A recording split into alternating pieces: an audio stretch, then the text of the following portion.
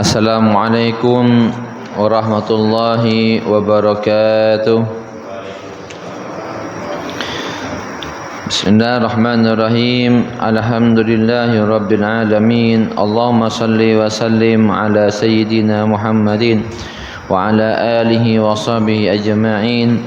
Nawaitu ta'alluma wa ta'lim wa tadhakkura wa tadhkir wa naf'ah wal intifa' wal ifadah wal istifadah والحث على التمسك بكتاب الله وسنة رسول الله والدعاء إلى الهدى والدلالة إلى الخير ابتغاء وجه الله وقربه ورضوانه وثوابه من الله سبحانه وتعالى على ما نوى مشايخنا ومربنا حبيب ربي محمد بن سليم بن حفيظ وعلاني أن الله يرزقنا علما نافعا والعمل به ورزقا واسعا حلالا طيبا مباركا فيه وعملا متقبلا برحمتك يا أرحم الراحمين ويا أكرم الأكرمين ويا أجود الأجودين. رب اشرح لي صدري ويسر لي أمري واحلل عقدة من لساني يفقهوا قولي. سبحانك لا علم لنا إلا ما علمتنا إنك أنت العليم الحكيم ولا حول ولا قوة إلا بالله العظيم. قال المصنف رحمه الله تعالى الحبيب عبد الله بن علوي بن محمد الحداد في كتابه رسالة المعاونة والمظاهرة والمؤازرة نفعنا الله به بعلومه في دار آمين. إلى أن قال حضرة المحترمين والمحترمات, para alim ulama, para sepuh bini sepuh, para ustadz wal asatidah dan segenap jajaran takmir babus salam dan segenap para hadirin para hadirat jamaah Masjid Babus Salam yang semoga Allah Subhanahu wa taala atas apa yang kita laksanakan pada saat ini dari salat subuh berjamaah dan kita lanjutkan dengan berzikir dan lanjutkan dengan membaca salah satu kitab Shalihin. Semoga Allah Subhanahu wa taala mencurahkan kita semuanya keberkahan, rahmat dan maghfirahnya untuk kita semuanya. Diberkahi umur kita, diberkahi usia kita, diberkahi waktu-waktu kita. Dan semoga dengan curahan rahmat dan maghfirahnya dari Allah Subhanahu wa taala mengalir pula keberkahan dan rahmat ini kepada segenap keluarga kita semuanya. Dan semoga Allah Subhanahu wa taala senantiasa membimbing kita dan menuntun kita untuk menjalan kebaikan yang menjadi sebab ridha dari Allah Subhanahu wa taala. Tiada yang kita harapkan, yang kata harap penuh harap dari segala keberkahan dan rahmat Allah dan limpahannya ini tiada lain hanya ingin mendapatkan kemudahan, mendapatkan husnul khatimah kelak di akhir penghujung kita, di akhir penghujung kehidupan kita. Ya Allah biha, ya Allah biha, ya Allah bi husnul khatimah. Amin amin ya rabbal alamin. Bapak, Ibu jemaah Masjid Babus Salam yang dirahmati Allah Subhanahu wa taala. Pada pertemuan pekan lalu kita membahas tentang fasal yang menjelaskan keutamaan seseorang berjalan ke masjid, menghadiri kegiatan masjid dari salat berjamaah dan lain sebagainya. Karena seseorang yang senantiasa menggantungkan hatinya ke masjid adalah di antara orang-orang yang mendapat naungan kelak di akhirat, yaitu naungan arasy-Nya Allah Subhanahu wa taala. Dan kita telah membahasnya bagaimana adabnya seseorang ketika masuk masjid dan adabnya seseorang ketika berada di dalam masjid dan adabnya seseorang ketika keluar dari masjid. Dan sudah kita baca penjelasan dan keterangan dari beliau Al-Habib Abdullah bin Alwi bin Muhammad Al-Haddad. Dan diakhiri dengan memperbanyak doa di antara azan dan iqamah. Karena doa di antara azan dan iqamah ini adalah yustajab, dijabahi oleh Allah Subhanahu wa taala. Lalu dilanjutkan oleh beliau Al-Habib Abdullah Al-Haddad, yaitu faslun. Fasal wa alaika bil mubadarati bis salati awwalal waqti. Wa alaika, sepatutnya lah bagi kita semuanya, bil mubadarati bis salati, untuk bersegera atau bergegas melaksanakan salat awalal waktu, pada awal waktu.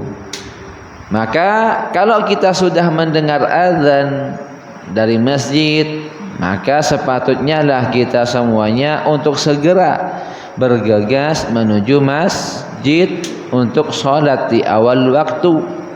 Bihaitsu la yu'adzinal mu'adzinu likulli maktubatin illa waqad tawadda'tah wa hadarta fil masjid.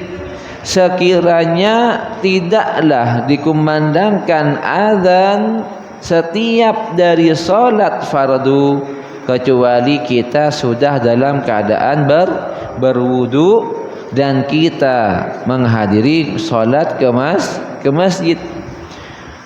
Fa in lam taf'al dzalika fala agalla min an tu'khad fil istidadi li salati min hina tusma'al adzan. Kalau kita tidak bisa melakukan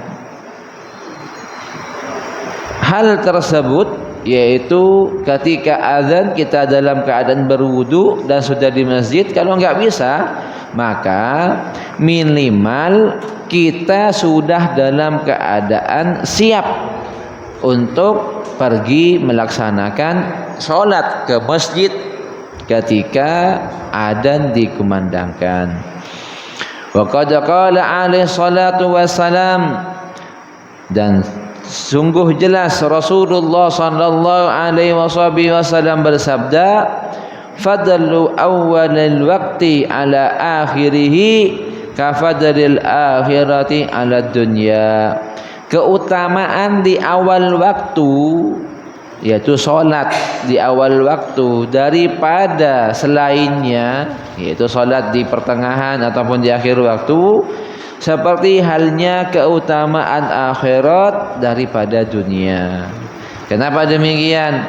Karena akhirat lebih kekal, akhirat lebih utama, sedangkan dunia hanya sebatas sementara dan terbatas waktunya dan masanya. Wa qala alaihi salatu wassalam, dan Rasulullah sallallahu alaihi wasallam juga bersabda, awwalul waqti ridwanullah. Salat pada awal waktu ridwanullah adalah bentuk ridhonya Allah kepada mereka. Wa akhiruhu, dan salat di akhir waktu afwullah adalah ampunan dari Allah Subhanahu wa taala. Ini afwullah ini kalau kita mentakhirinya dalam keadaan uzur. Kalau kita dalam keadaan uzur, misalkan kita dalam keadaan tertidur, misalkan itu, ini masuk kepada golongan afwullah. Tapi kalau kita dalam keadaan sadar, tapi kita enggak melaksanakan secara langsung tanpa ada niat untuk melakukan, maka namanya lalai. Makanya sering kita ingatkan dari pelajaran sebelum-sebelumnya, bahwasanya setiap dari kita ketika mendengar azan, maka wajiblah di dalam diri kita harus melaksanakan salah satu dari dua hal. Yang pertama, ketika mendengar azan langsung melaksanakan sholat atau pergi ke masjid, berwudu dan seterusnya, pergi ke masjid dan sholat. Ini yang pertama. Yang kedua, kalau dia dalam keadaan udzur, maka dia berniat untuk sholat. Ini ketika mendengar azan, satu di antara kewajiban kita untuk melaksanakan di antara dua ini.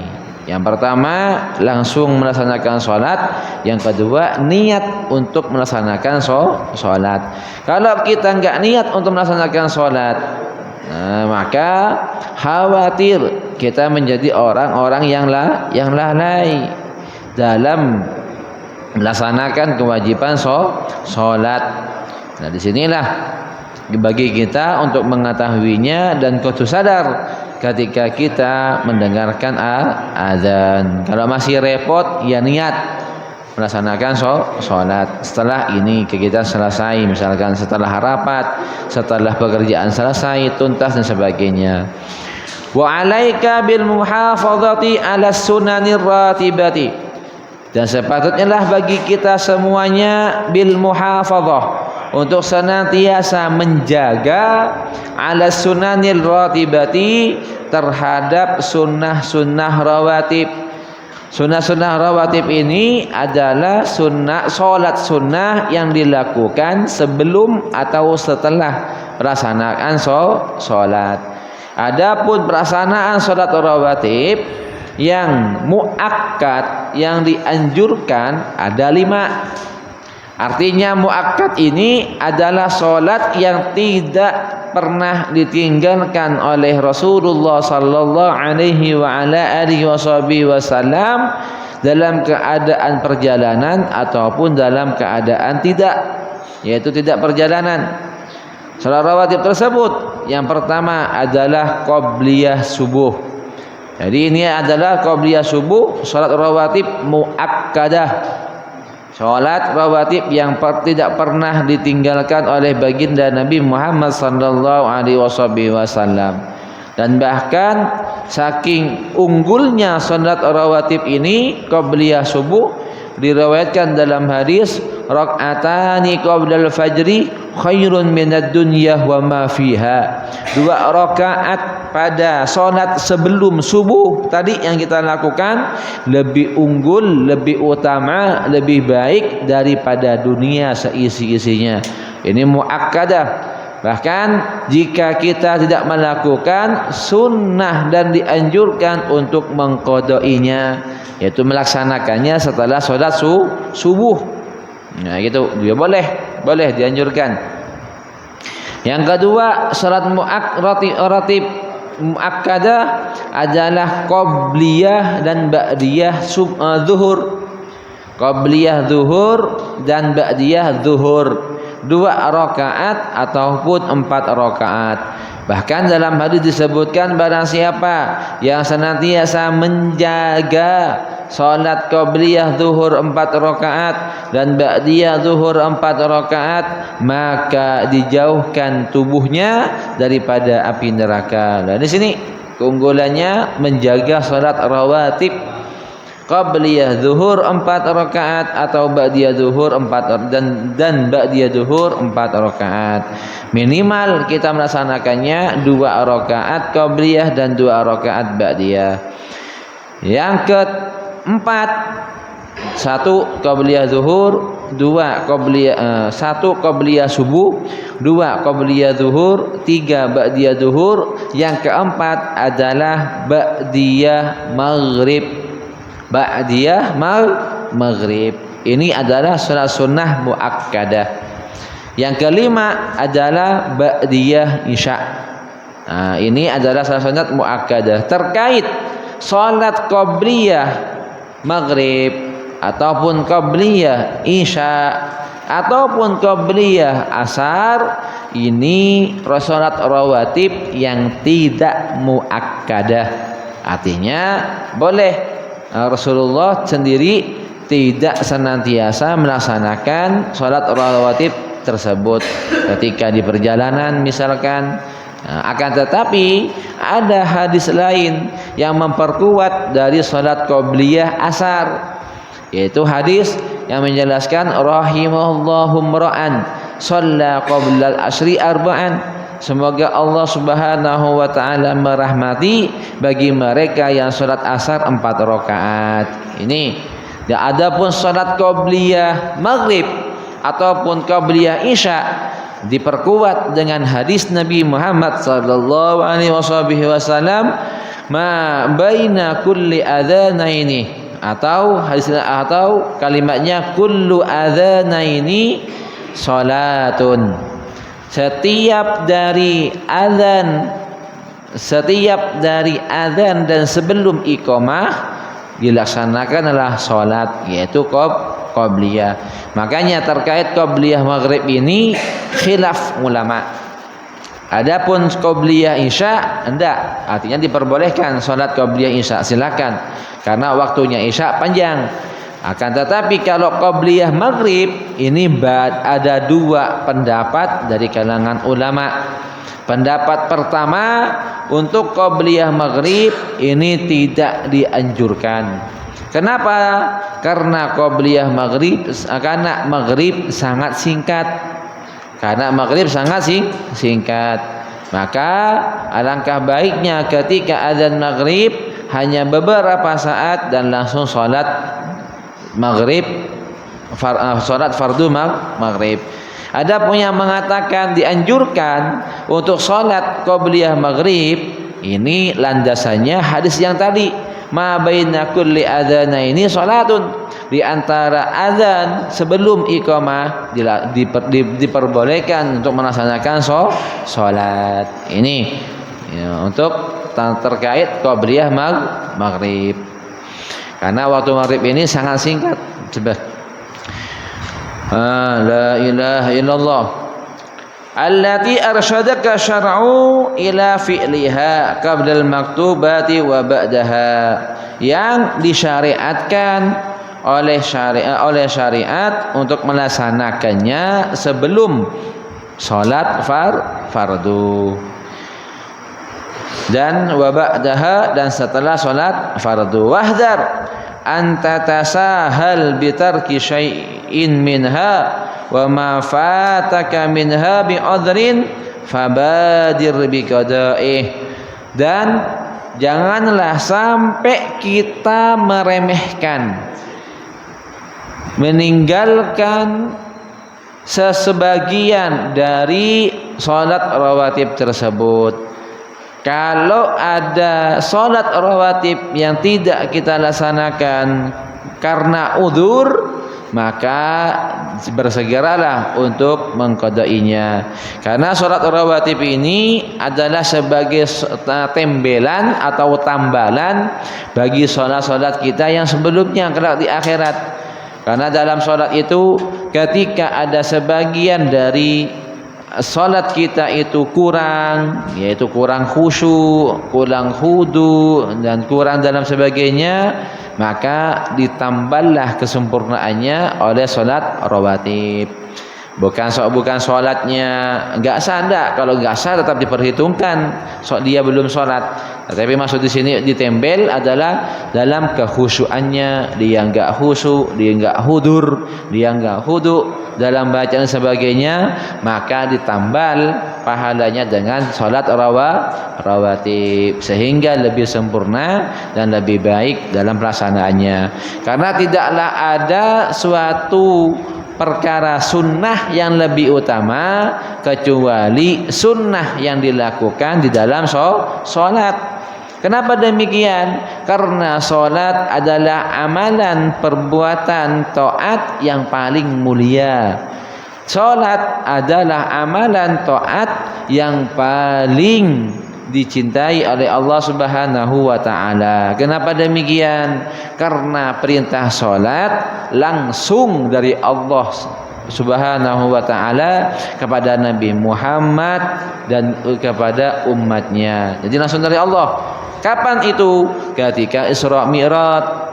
Ketika Isra Mi'raj, Nabi Muhammad diangkat oleh Allah Subhanahu wa taala untuk berjumpa dengannya di atas langit, yaitu Sidratul Muntaha, tempat yang paling tinggi di mana tidak satupun makhluk bisa menembus ataupun berada di tempat tersebut. Bahkan Jibril pun berkata, seandainya aku masuk selangkah dari Sidratul Muntaha ini, maka aku Jibril akan terbakar oleh nur yang ada di dalamnya. So, Jibril aja gak mampu. yang mampu memasuki Sidratul Muntaha adalah Nabi Muhammad.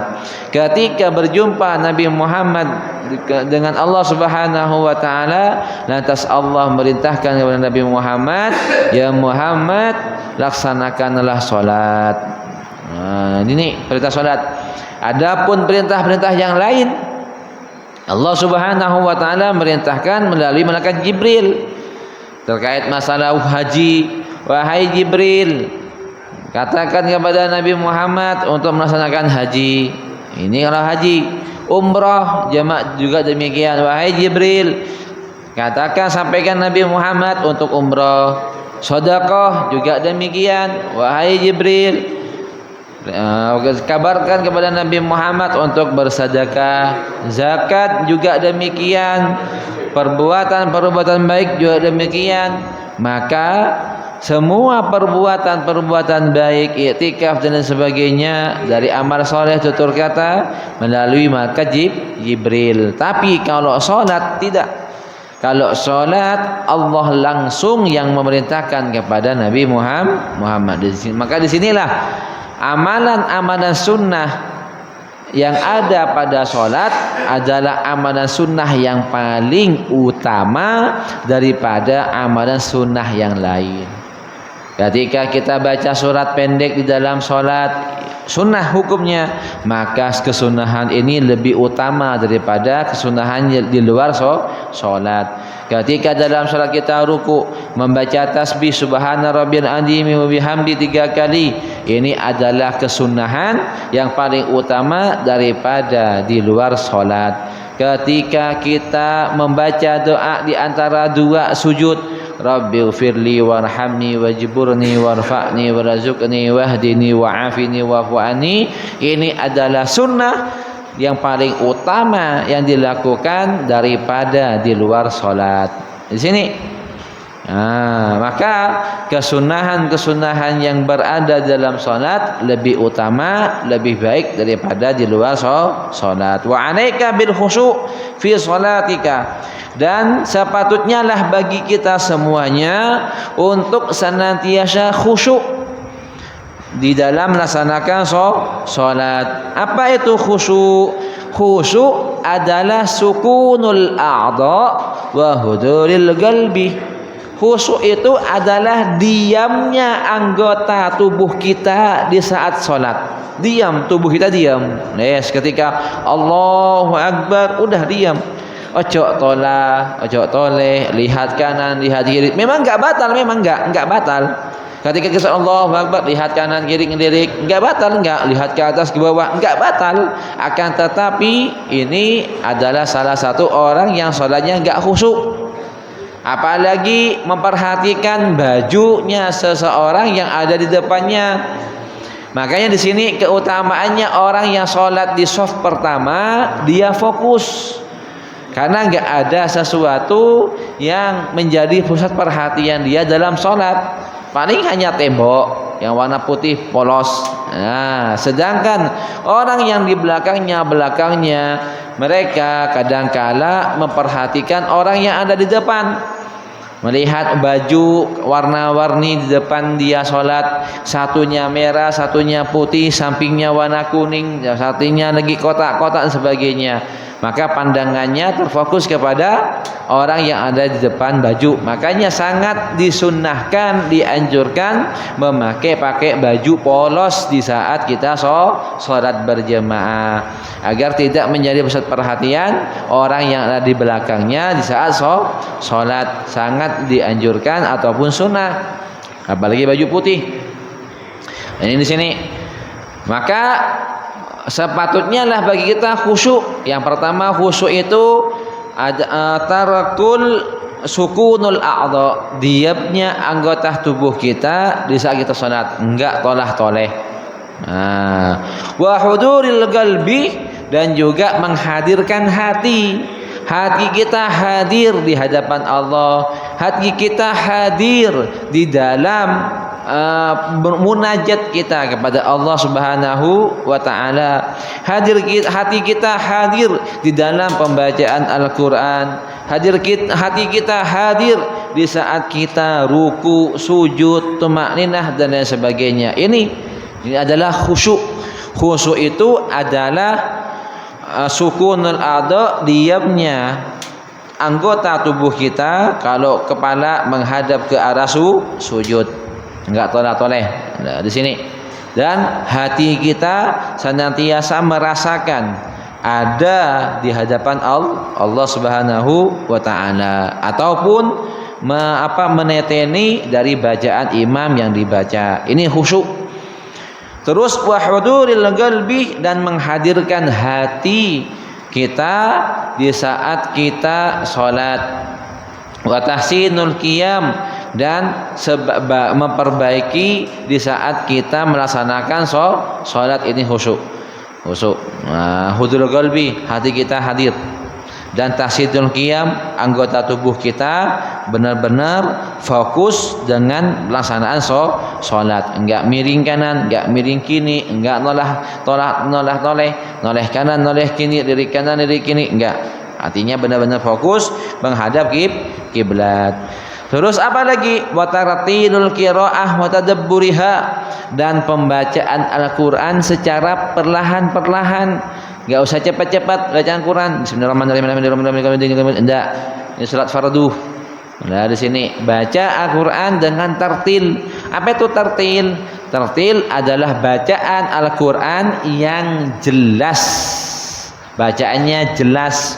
Bacaannya benar-benar sesuai dengan tajwid dan makhrajnya. Nama tartil. Jadi tartil itu adalah bacaan yang jelas yang sesuai dengan tajwid dan makhrajnya. Ini nama tartil. Tartil. Bukan lagu, enggak, bukan lagu. Tartil itu bukan lagu. Tartil memang ada salah satu sebagian dari lagu-lagu yang sangat umum yang dilantunkan oleh para qiraat. Ada 7 lagu itu kalau nggak salah. Yang pertama adalah lagu bayati, bukan lagu, artinya nada bayati, ada nahawan, ada ros, ada sika, ada jiherka dan lain sebagainya. Itu adalah nada yang sering dilantunkan oleh para qari. Nah, ini dipelajari dalam ilmu qiraat. Dan yaitu tartil ketika baca Quran, yaitu jelas dengan memperhatikan tajwid dan makhrajnya. Wa tadabburiha, dan juga tadabbur dalam bacaannya. Artinya apa yang dia baca atau yang imam baca dia faham, artinya faham maknanya, maka resapi dalam hati. Itu tadabbur, meresapi makna yang terkandung dalam bacaan Al-Qur'an. Wa itmamur ruku'i wasujudi, dan menyempurnakan ruku. Lah, di sini menyempurnakan ruku ini sudah kita bahas pada penjelasan dulu, tata cara ruku yang sempurna, ruku yang jelas. Bagaimana ruku yang sempurna? Ruku yang sempurna adalah benar-benar tubuh kita ditompangi oleh kedua tangan, yang kedua tangan tersebut berada di atas lutut. Nah, ini benar-benar wa itmam ruku. Maka seperti ini contohnya yang kita jelaskan.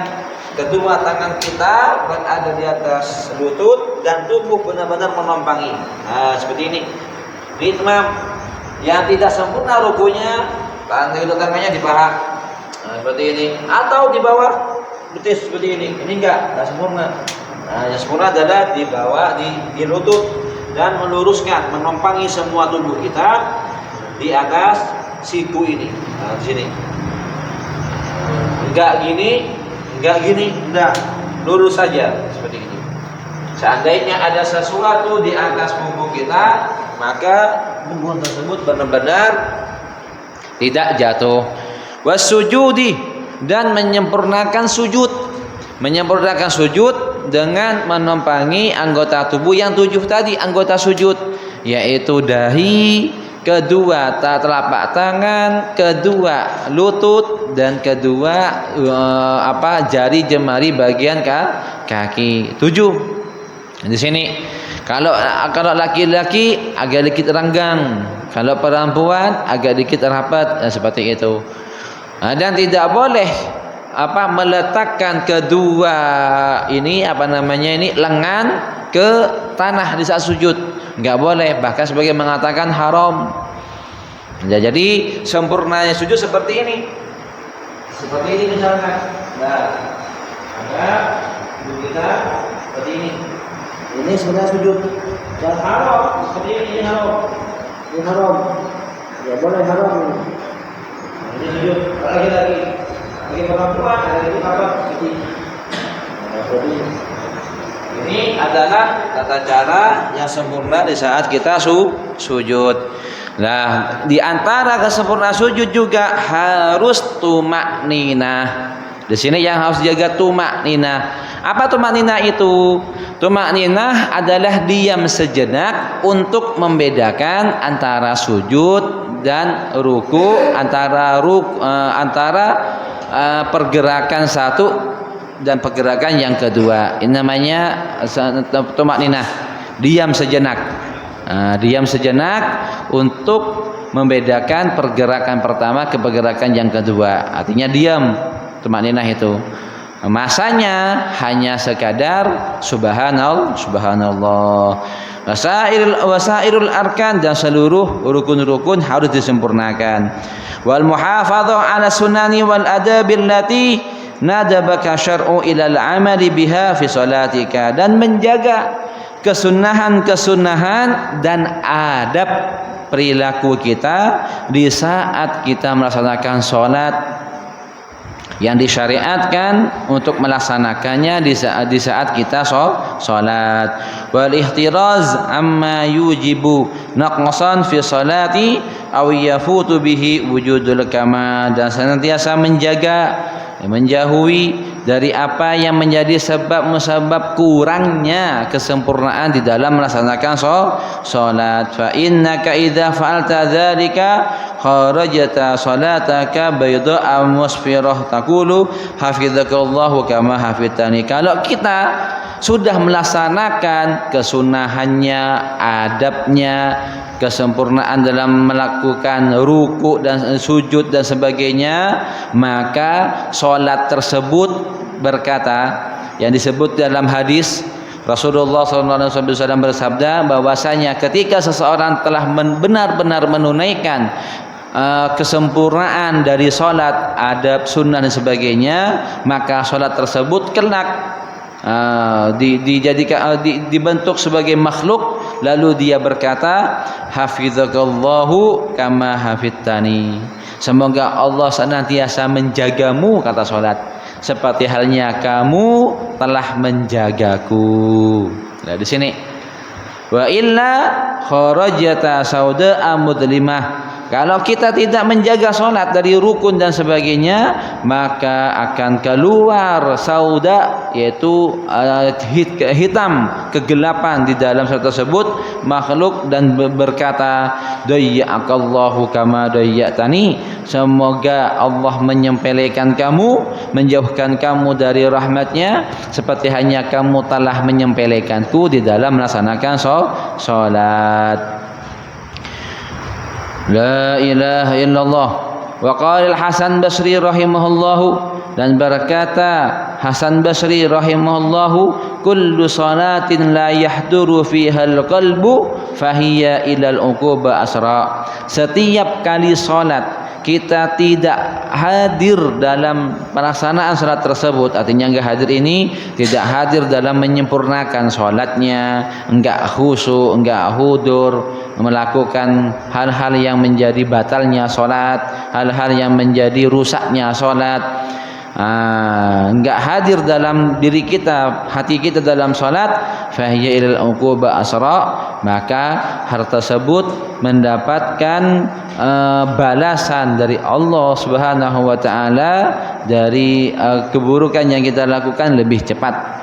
Nah, di sini wa syaitan la'anahu harisun ala ayyashghilal mu'minu an salatihi, sedangkan syaitan yang dilaknati Allah ini senantiasa haris, yaitu menjaga, memperhatikan untuk mengganggu umat manusia, seorang mukmin lagi sholat. Makanya ketika sholat, syaitan itu selalu menjaga bagaimana si mukmin ini sholatnya enggak khusyuk, enggak hudur, biar tolah-toleh, biar batal seperti itu. Hatta innahu yaftahu lahu inda qiyami ila salati abwaba minal hawaiji wa yudzakkirahu asya' minal umur. Sehingga ketika seseorang lagi sholat, syaitan ini selalu memberi ingatan yang kuat terhadap kebutuhan seorang mukmin tersebut di dalam dia salat, sehingga yudzakkirahu asya', mengingatkan sesuatu minal umuri, dari segala perkara-perkara ataupun urusan allati tuhammuhu fi dunyahu, yang menjadi perkara yang penting baginya. Makanya ketika lagi belum sholat, ada sesuatu yang lupa.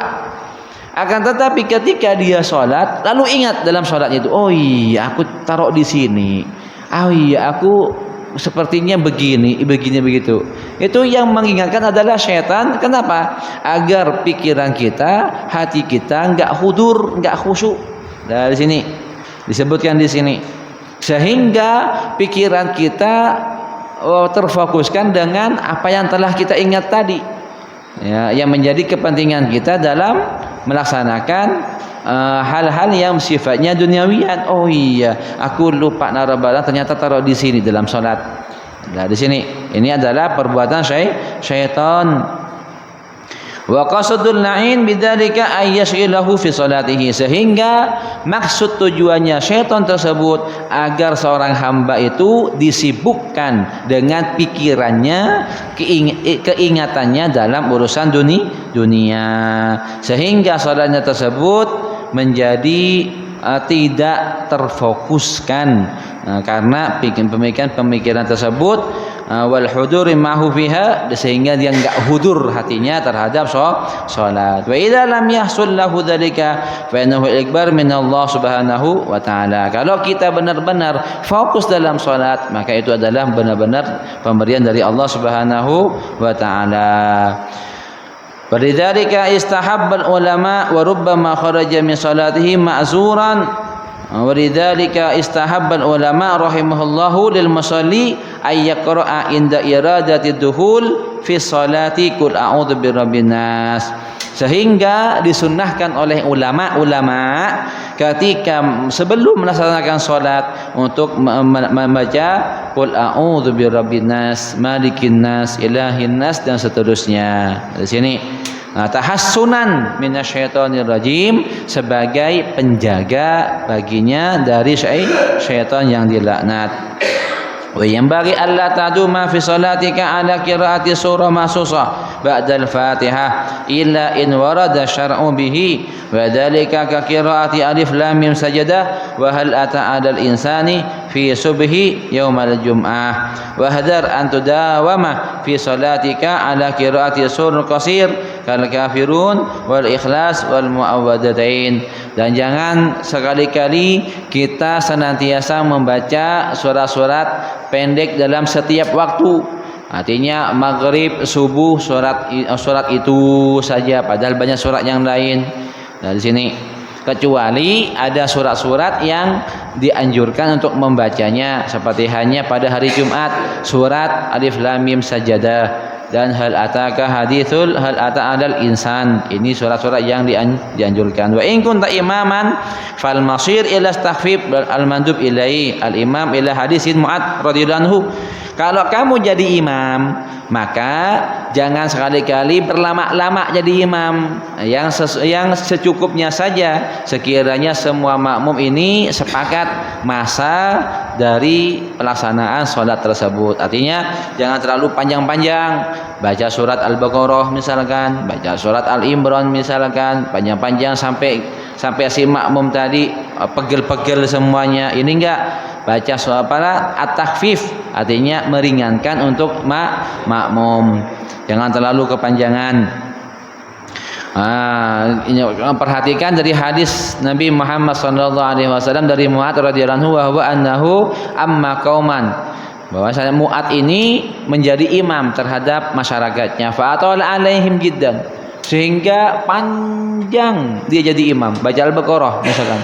Maka fasyakahu rajulun minhum, maka salah satu dari mereka itu mengadu kepada Rasulullah sallallahu alaihi wasallam, faqala lahu alaihi salatu wasallam, maka Rasulullah bersabda kepadanya, Mu'ad, afatannahu anta ya Mu'ad, apakah kamu mau membuat fitnah menjadi godaan ataupun ujian atau fitnah bagi masyarakatmu wahai Mu'ad? Iqra bisabihil a'la, maka bacalah surat pendek sabbihisma rabbikal a'la dan wasyamsi waduhaha, dan baca wasyamsi waduhaha wal laili idza yaghsha dan wal laili idza yaghsha. Ini adalah surat-surat pendek yang paling dianjurkan ketika menjadi imam. Wasyamsi waduhaha wadduha, di sini sabbihisma rabbikal a'la wal laili idza saja. Ini seterusnya, ini adalah surat yang dianjurkan dalam melaksanakan salat.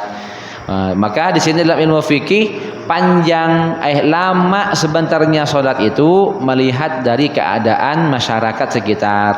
Kalau masyarakat sekitar ini surat ini dianggap terlalu panjang, masyarakat Al-Bayyinah amma yatasalun terlalu panjang, maka kita turunkan di bawahnya. Seperti itulah umumnya pada masyarakat. Wa man nadhara fi kitabil athari arafah ma qulnahu wa qad rawa anna akhiru salatin salaha Rasulullah sallallahu alaihi wasallam bin nasi salatal maghribi qara'a fiha bil mursalat urfan wallahu yahdi man yasha ila siratal mustaqim. Maka sedangkan Rasulullah ketika beliau sebelum wafatnya, beliau membaca surat wal mursalati urfa. Maghrib ini surat bacanya panjang, tapi hanya sekali saja beliau sebelum wafat membaca ini surat. Adapun secara umum Rasulullah kalau salat itu salat maghrib itu pendek bacanya, salat isya itu agak dikit panjang, salat zuhur agak dikit panjang dan sebagainya. Ini adalah adab kita, akhlak kita ketika melaksanakan salat fardu di masjid untuk senantiasa menjaga sholat rawatib. Semoga kita bisa mengamalkannya dan kita bisa memanfaatkan waktu-waktu kita khususnya di saat kita melaksanakan sholat dan menjaga sholat rawatib qabliyah dan ba'diyah agar kesempurnaan dari sholat kita lebih baik dan lebih mendapatkan pandangan dari Allah Subhanahu wa taala dengan menjaga kekhusyuannya, menjaga kesempurnaan salat dan sunnah-sunnah yang lainnya. Amin amin ya rabbal alamin. Tiba saatnya untuk para bapak ibu, ada yang sesuatu yang enggak paham ataupun pertanyaan, monggo dipersilahkan. Nggih, monggo Pak Dwi. Waalaikumsalam warahmatullahi wabarakatuh.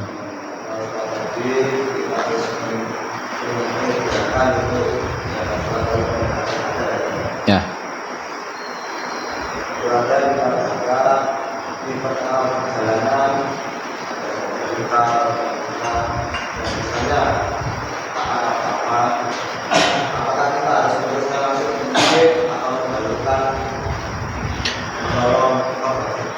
Nah. Untuk yang kedua, untuk keputusan dari kepada selama ini kita itu kadang kita seperti biasa Allah ya, atau menggantikan Allah ya. Selama ini kita biarkan nanti alamat Allah itu bisa kita tahu. Untuk mewujudkan seperti itu gimana kepada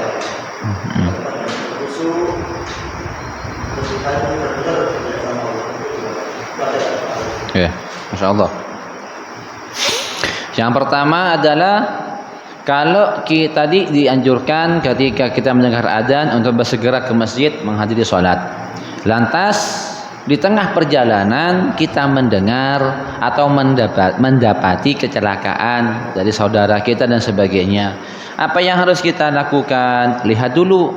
Kalau itu kecelakaan di hadapan kita ataupun di saat kita berjalan ke masjid dan kecelakaan tersebut harus mewajibkan kita untuk menolongnya, karena nafsul mukmini yuqaddimu min kulli syai'. Nafsu nyawanya seorang mukmin itu lebih diutamakan daripada yang lainnya. Maka seyogyanya kita mendahulukan bantuan kita untuk seorang mukmin tersebut kalau berada di hadapan kita. Akan tetapi kalau kita hanya mendengar kabar jauh, bukan di hadapan kita ataupun bukan di sekitar kita, jauh, misalkan dari HP, di telepon misalkan, maka kita tetap lebih mengutamakan pelaksanaan kita dalam sholat. Artinya melihat dulu keadaannya, tergantung dari situasi dan kondisi kita di saat kita berada. Kalau misal kita harus melaksanakan, membantunya saat itu juga harus. Kalau enggak segera, ini malah membahayakan si orang tersebut. Maka berkewajiban kita membantu dia. Dan hanya kita tugasnya apa tadi? Niat untuk melaksanakan sholat. Tadi saya jelaskan, ketika kita mendengar azan, kewajiban kita satu di antara dua. Yang pertama langsung melaksanakan sholat, yang kedua berniat untuk melaksanakan sholat. Maka lihat dari dulu situasi dan kondisinya. Kalau bisa memungkinkan kita menunda untuk membantunya karena kecelakaan kecil misalkan, ataupun hanya sebatas dengar kabar dan itu pun jauh, maka kita sholat lebih diutamakan terlebih dahulu kalau memungkinkan. Kalau enggak memungkinkan karena dia ada di hadapan kita kejadian tersebut, harus kita membantunya. Kalau enggak segera akan menjadi bahaya bagi orang tersebut, maka kita mendahulukan membantu seorang mukmin itu. Wallahu alam. Ini yang pertama. Yang kedua, khusyuk itu takrifnya adalah sukunul a'dha wa huduril qalbi. Kalau di sini menjelaskan khusyuk itu hudurul qalbi wal ihsanul qiyam bihi. Sama maknanya, enggak jauh beda. Apa itu khusyuk? Diamnya anggota tubuh kita. Anggota tubuh kita tuh diam. Ini yang pertama anggota tubuh kita. Artinya tidak noleh, enggak toleh. Ini diam aja. Satu khusyuk. Yang kedua khusyuk itu setelah kita diam anggota tubuh kita, hadirnya hati. Lah, kata-kata hadirnya hati itu tidak harus kita tahu makna dari apa yang telah dibaca oleh seorang imam. Tidak, itu namanya tadabbur dalam bacaannya. Hudur itu adalah menghadirkan, tadi saya jelaskan, menghadirkan bahwasanya kita ini berada di hadapan Allah Subhanahu wa taala. Itu aja. Kita ini hadir, diri kita hadir bahwasanya kita ini penuh dengan dosa, penuh dengan kesalahan, penuh dengan kekhilafan, di mana kita membutuhkan ampunan Allah, kita membutuhkan rahmatnya Allah, kita membutuhkan karunia-Nya Allah. Itu artinya hudur. Artinya kita benar-benar bersikeras bahwasanya kita adalah hamba yang lemah, hamba yang penuh dengan kebutuhan, hamba yang membutuhkan ampunan dari Allah Subhanahu wa taala. Itu hudur. Jadi benar-benar kita merasakan bahwasanya kita berada di hadapan Allah Subhanahu wa taala. Ini memang setiap terkait hudur ini berbagai macam tingkatan. Ada hudurnya orang awam, ada hudurnya orang yang berilmu, ada hudurnya orang yang ahli ma'rifah dan situ dan sebagainya. Ini memiliki tingkatan masing-masing. Yang penting khusyuk itu tadi dua. Yang pertama, anggota tubuh kita tidak bergerak-gerak, enggak noleh-noleh. Itu artinya sukunul a'dha, diamnya anggota tubuh. Yang kedua, hadirnya hati kita bahwasanya kita di hadapan Allah Subhanahu wa taala. Kalau kita yang taunya hanya Allah saja, Allah, ya udah. Kalau kita taunya Allah, artinya kita ada di hadapan Allah. Kita butuh kepada Allah. Kita mohon segala permintaan kepada Allah, gitu aja. Gitu, seperti hanya kita berada di hadapan seorang zat yang maha mulia, zat yang maha tinggi, zat yang maha agung, yang di mana kita membutuhkan zat tersebut. Wallahu alam, seperti itu. Ada pertanyaan lain lagi para ibu? Monggo Pak Salihud. Assalamualaikum warahmatullahi wabarakatuh. Waalaikumsalam warahmatullahi wabarakatuh.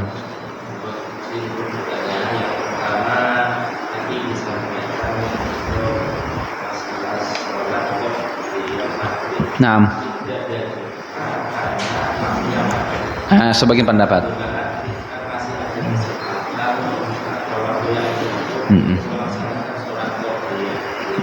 Naam. Naam. Kemudian yang kedua, mungkin selama ini kan sering kita dengar di masjid yang melaksanakan ada itu kan orang dewasa. Orang dewasa. Yang melaksanakan ada itu anak-anak atau yang belum Maharaba. Waalaikumsalam warahmatullahi wabarakatuh. Nah, di sini memang salat qobliyah maghrib itu ada dua pendapat. Qobliyah maghrib itu ada dua pendapat. Pendapat yang pertama diperkenankan untuk melaksanakan qobliyah maghrib.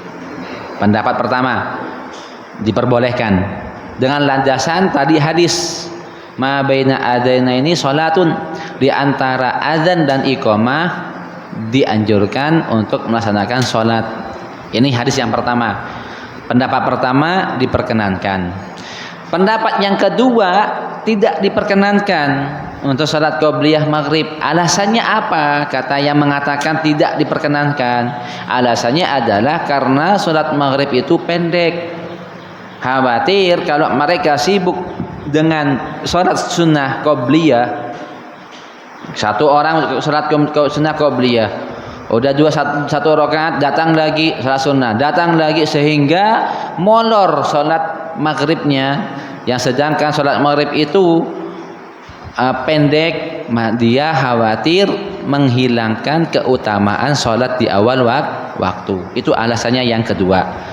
Alasan yang kedua, tidak dianjurkan sholat sunnah qobliyah maghrib karena sholat maghrib itu pendek, khawatir menghilangkan keutamaannya sholat maghrib pada awal waktu. Lantas kalau kita mendapati misalkan di jam ini settingnya antara adzan sama iqamah 5 menit, misalkan adzan sama iqamah 5 menit, masih ada waktu, misalkan masih sisa 4 menit misalkan untuk iqamah, masih kita ada waktu untuk sholat sunnah qobliyah, maka boleh, enggak apa-apa, silahkan sholat sunnah qobliyah maghrib.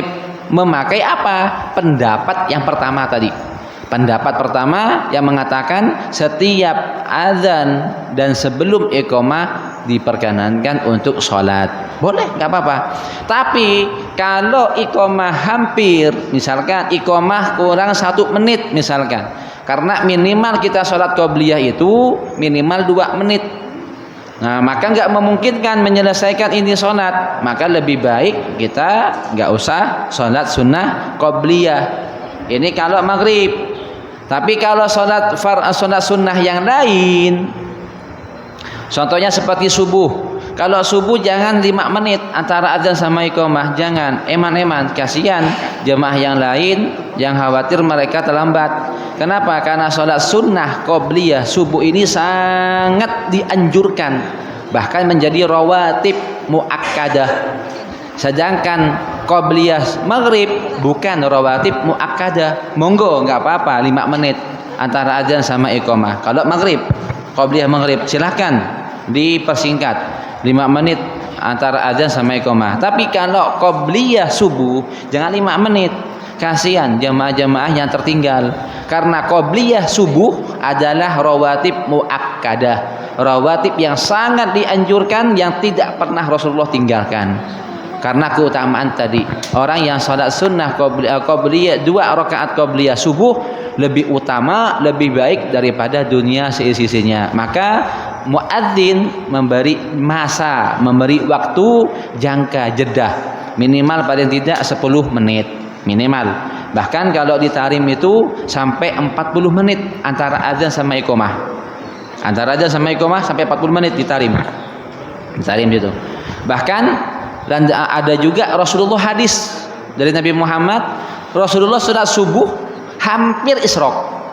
Sekarang isyraq jam 5 lewat 9, otomatis kurang lebih sholatnya jam 5-an. Ada hadis Rasulullah sholat isyraq, sholat subuhnya jam 5. hampir isyrok kata sahabat dalam hadisnya. Nah itu. Nah, di situ karena ada sebab, tapi nggak sering, hanya satu kali toh.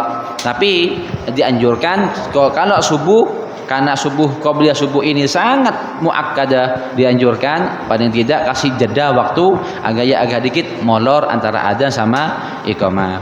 Ini kalau tentang soal pertama tentang qobliyah maghrib. Kalau kita bisa silahkan kalau masih ada waktu, tapi kalau sedang nggak ada waktu jangan sholat, karena qobliyah maghrib bukan muakkadah, bukan rawatib muakkadah.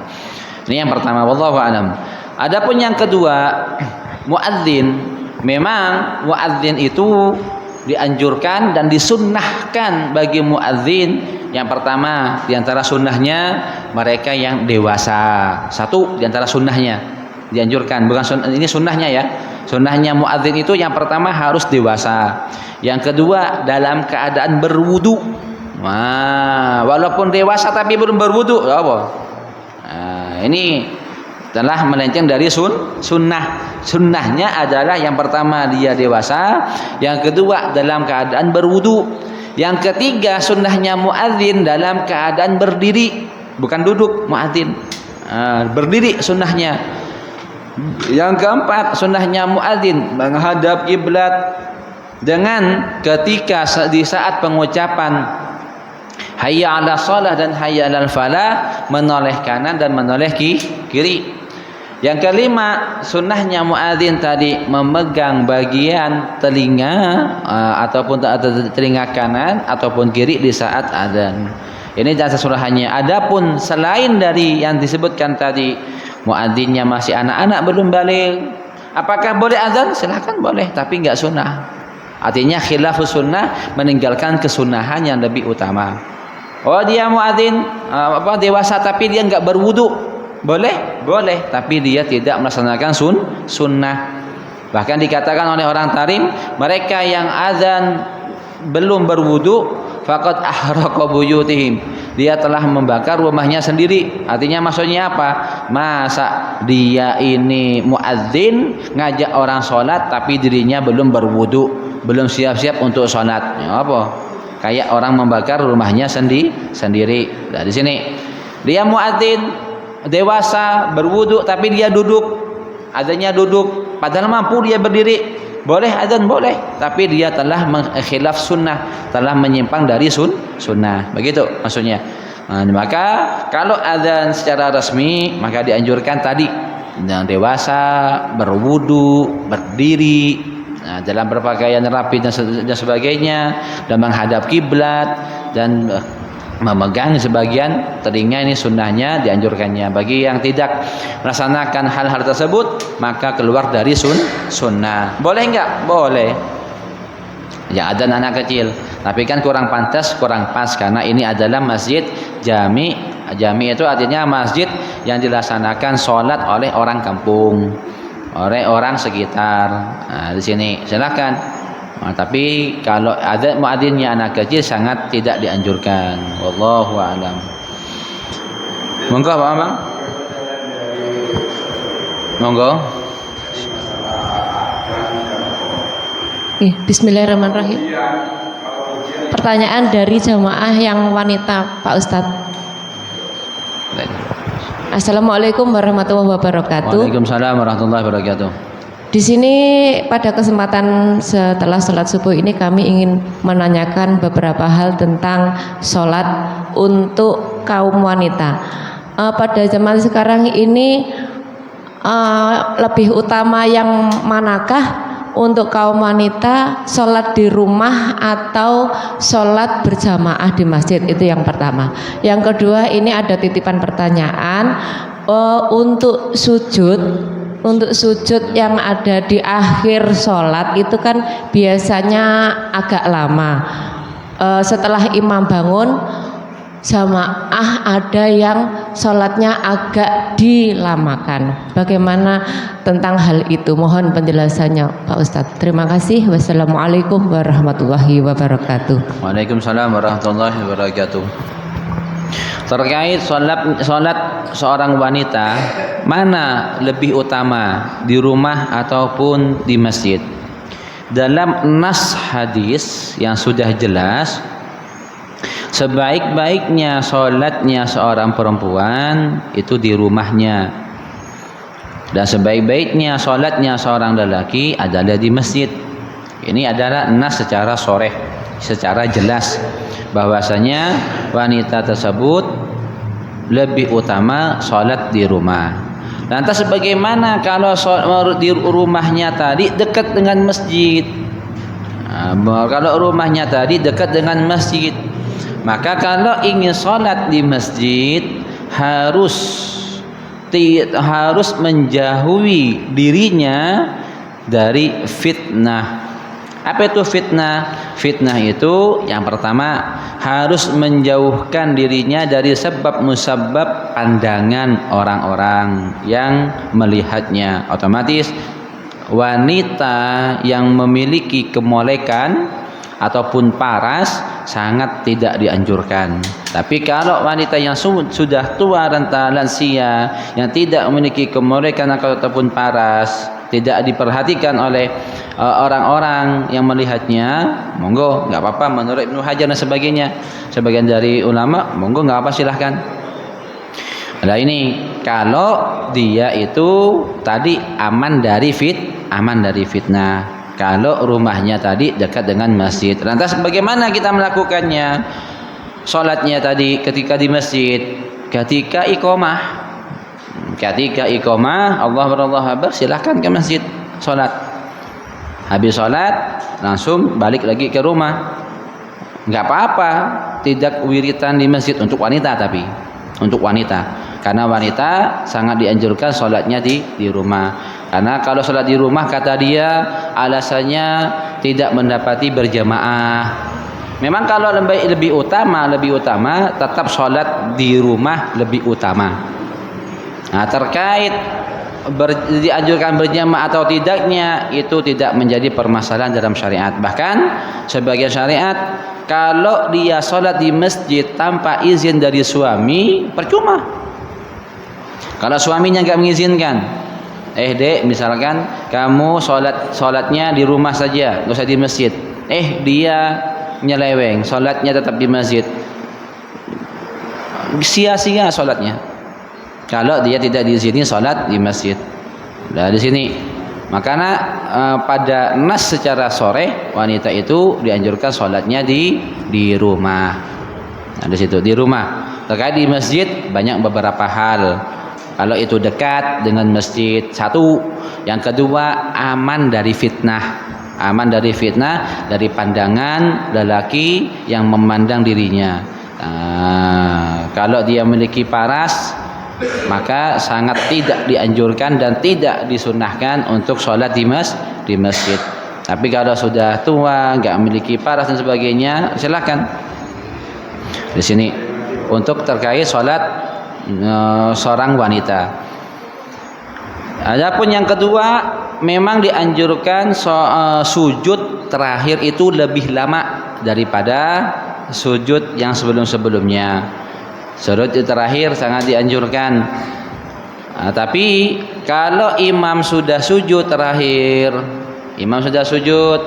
ada sebagian dari makmum berlama-lama dalam sujud di terakhir, silahkan, nggak apa-apa, nggak masalah, nggak apa-apa, dianjurkan. Akan tetapi tidak mengikuti sunnah, karena sunnahnya seorang makmum mengikuti imam.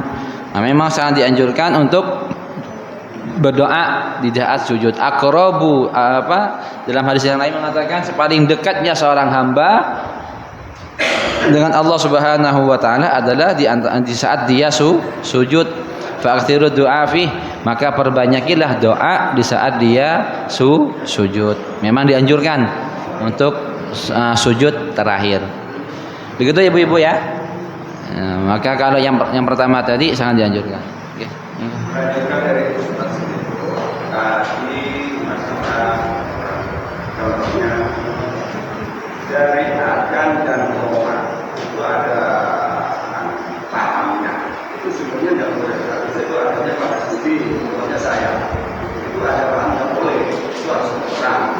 Jadi saya ngerti masalah kalau azan dan kalau tidak boleh anak. Yang kedua, saya mencari pembelajaran dari ibu-ibu ya tertarik. Apakah ada hadisnya? Kalau orang ayu molek itu nggak boleh ke masjid.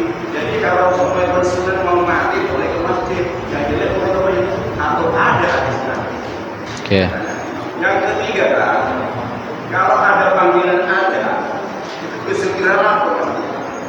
Tapi ada pahamnya lain. Saya jamaah di rumah, saya jadi imam dengan anak saya. Itu pahalanya sama benda. Saya di rumah dengan imam. Pahalanya kita pahalanya. Saya jadi imam. Saya tidak perlu kepada ada segera ke masjid. Terima kasih Bang. Assalamualaikum warahmatullahi wabarakatuh. Waalaikumsalam warahmatullahi wabarakatuh. Memang azan sama muadzin sunnahnya satu orang. Boleh nggak dua orang? Azannya satu, iqamahnya satu. Nggak apa-apa.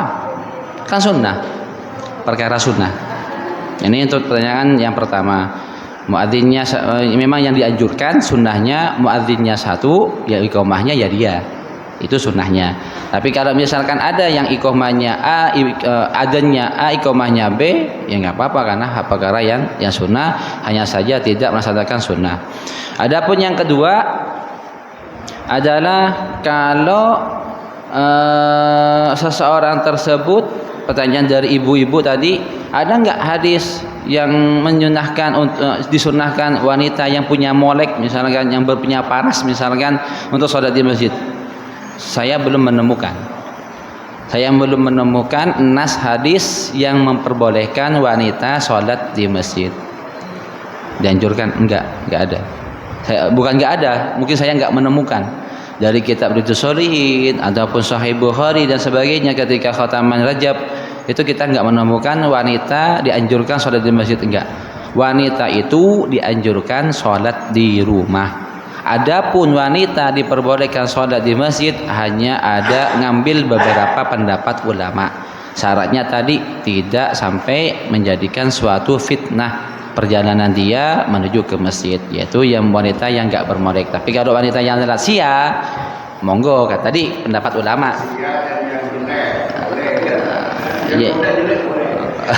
Jelek kan relatif. Jelek kan relatif.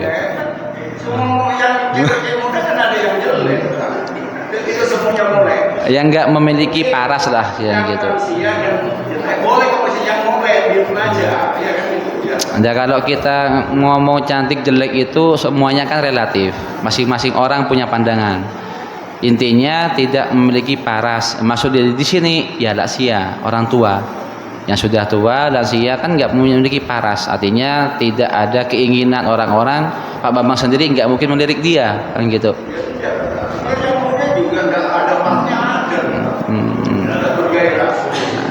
Nah, soalnya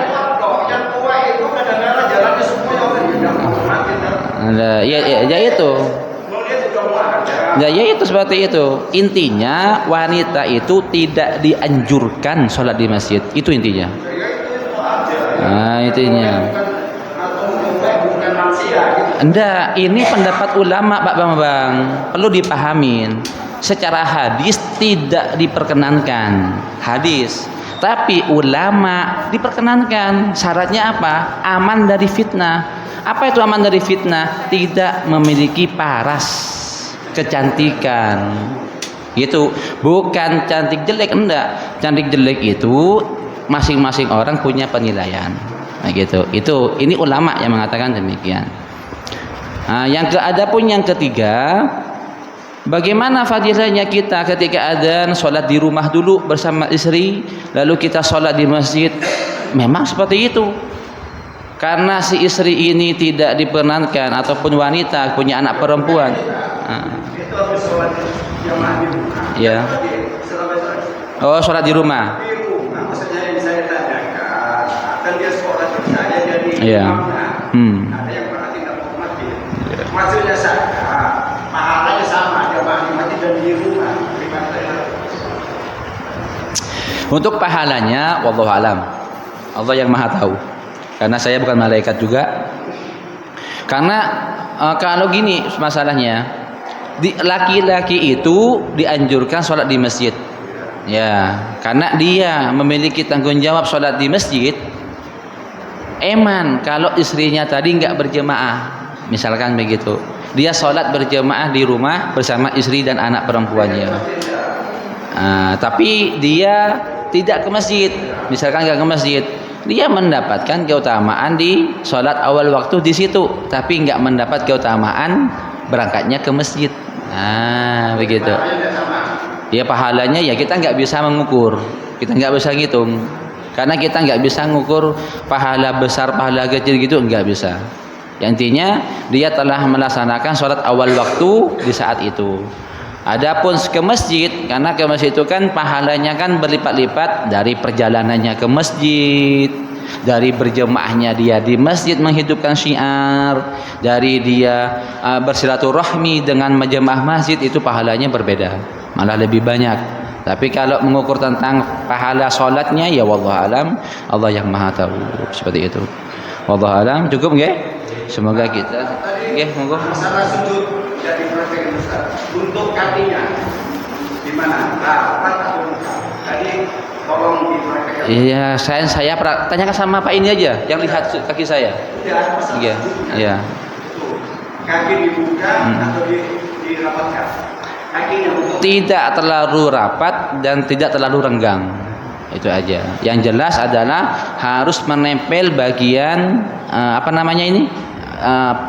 perut ya, perutnya perut.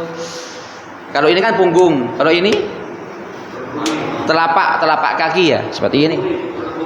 Jadi kalau kita sujud tidak terlalu begini, agak dia begini, ya juga tetap begini. Biasa aja seperti ini. Kewajibannya adalah ini. Kalau begini nggak sah, ini nggak sah. Ada begini. Nah, pengertiannya ada tak? Intinya ini toh. Kalau artinya harus menempelkan bagian telapak kaki kepada tempat asli. Jadi tidak akan Nggak apa. Itu hanya yang paling wajib adalah menempelkan telapak kaki ke tempat sujud. Wallahu alam bisawab. Semoga Allah Subhanahu wa taala kita semuanya mendapat ilmu yang bermanfaat dan semoga kita bisa manfaatkan dalam pelaksanaan kita. Allah Subhanahu wa taala menjaga diri kita semuanya dan keberkahan kita dapatkan untuk kita dan keluarga kita semuanya. Amin amin ya rabbal alamin. Bismillahirrahmanirrahim. Alhamdulillahirabbil alamin. Allahumma shalli wa sallim ala sayyidina Muhammadin وعلى آل سيدنا محمد اللهم إنا نسألك في كل خير بما سألك منه عبدك ونبيك سيدنا محمد صلى الله عليه وسلم عبادك الصالحون ونعوذ بك من كل شر استعاذ منه عبدك ونبيك سيدنا محمد صلى الله عليه وسلم عبادك الصالحون وأنت المستعان وعليك البلاغ ولا حول ولا قوة إلا بالله اللهم ربنا آتنا في الدنيا حسنة وفي الآخرة حسنة وقنا عذاب النار اللهم بارك لنا في أهلنا وأولادنا وزدنا ولدنا وفقنا ولتعليك سنة برحمتك يا الراحمين ربنا آتنا في الدنيا حسنة وفي الآخرة حسنة وقنا عذاب النار سيدنا محمد وعلى آله وصحبه وسلم لله رب العالمين ربنا تقبل منا بأسرار الفاتحة بسم الله الرحمن الرحيم الحمد لله رب العالمين الرحمن الرحيم مالك يوم الدين إياك نعبد وإياك نستعين اهدنا الصراط المستقيم صراط الذين أنعمت عليهم غير المغضوب عليهم ولا الضالين آمين سبحانك اللهم وبحمدك أشهد أن لا إله إلا أنت أستغفرك وأتوب إليك